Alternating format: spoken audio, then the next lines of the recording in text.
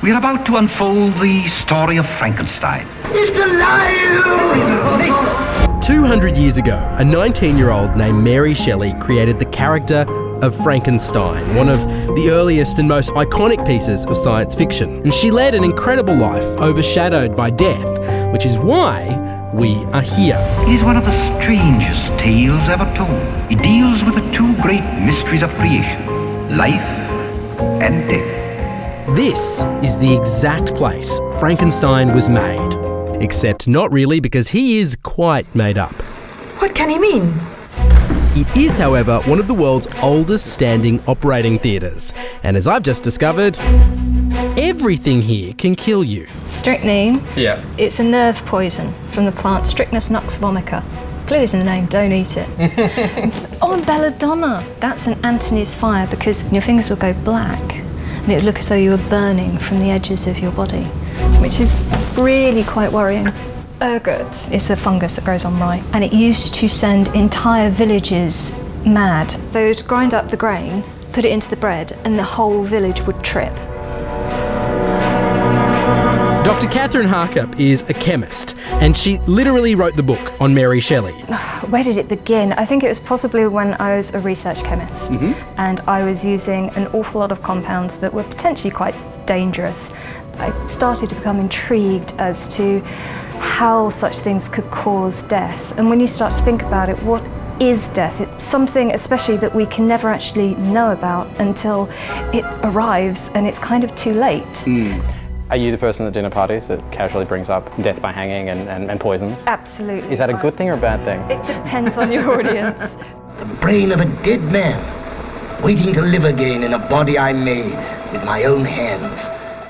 This is the extraordinary thing. The word scientist wasn't even invented when Mary Shelley was alive. So in many ways, Mary Shelley's childhood was very typical for a woman of that age. She had very little formal education, but people stumbled upon extraordinary discoveries, things like electricity, and anyone could have a go. The origins of the actual story that she started writing, correct me if I'm wrong, but they were all holed up in a house and they set themselves a challenge to write a ghost story. Absolutely. It was 1816. It was known as the year without summer, or the year of 1800 and frozen to death, which is a very brilliant catchy. name. Absolutely. And it was just miserable. They were stuck inside because it was just torrential rain, spectacular thunderstorms all around the surrounding mountains, like they'd never seen before. It was Byron, Shelley, Mary, and this guy called Polidori. Polidori was the youngest ever graduate of Edinburgh University in medicine. And of course they're bored out of their minds because they can't go out. So they start reading each other ghost stories and trying to scare the lives out of each other. And I think almost in a moment of a throwaway casual remark, Byron says, I challenge you to write a ghost story. We shall each write a ghost story. And that was it. They all set about writing a ghost story to try and scare each other. And what is extraordinary is that the two writers, Percy Shelley and Byron, they start something but they never finish it. However, John Polidori and Mary Shelley create two literary genres in one night. The vampire and Frankenstein, the most iconic characters from horror fiction I think you can think of. So vampires and Frankenstein were built on the same day. Yeah. One dark and stormy night. One dark and stormy night and a throwaway comment from Lord Byron. Oh my God, that's mental. What was the purpose of the... So there's a church underneath. Yeah. And there's a lot of blood. What you don't want is blood dripping on your Virgin Mary downstairs because that could create some kind of religious crisis. So underneath, apparently underneath all of these floorboards, there's it's packed with sawdust just to soak up the blood. Death sort of permeated a lot of the culture then. I'm wondering what sort of impact you think that had on Mary Shelley's mind at the time. I think death was much more immediate. People knew what it looked like. Today it's very removed, it's very sanitised for us. We don't have public hangings, thank God. But back then they did. You could go and watch them. Crowds swarmed past Mary Shelley's childhood home to the hangings that were carried out very nearby.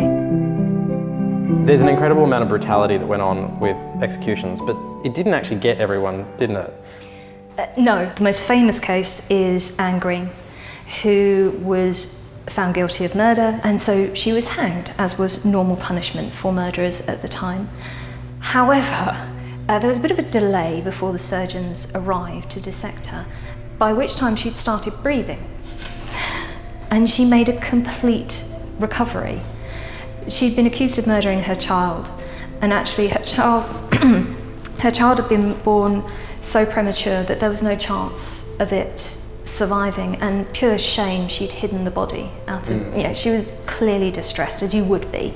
So they told the court, you know, she's not a murderer. There is no way this child could have survived. She deserves a second chance, and she got her second chance. And she made a bit of cash, laying in her coffin and selling tickets to be seen in the coffin she would have been buried in. But death was also something very personal in Mary Shelley's life. So she'd experienced a lot of death by the point this was being written. Yes. Before the idea of Frankenstein occurred to her, her first pregnancy resulted in a premature birth. The child lived for about 2 weeks, which is just heartbreaking. She nursed this child. She wanted the best for her, obviously. But sadly, one morning she woke up and she found her baby dead. And a few nights later, she dreamed that her baby had been restored to life, that she'd rubbed it and warmed it by the fire and it had come back to life.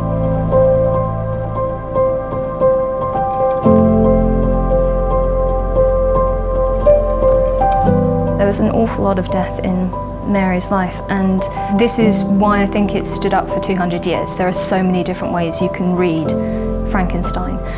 I think the main theme of the story is about caring for and taking responsibility for your actions. Victor Frankenstein's science is brilliant. It is his lack of care of his creature. He abandons his creature almost as soon as he wakes up, and that brings about his downfall. She was estranged from her father when she was writing Frankenstein. Maybe she was also reaching out to her father and saying, no, seriously, you created me and you've abandoned me.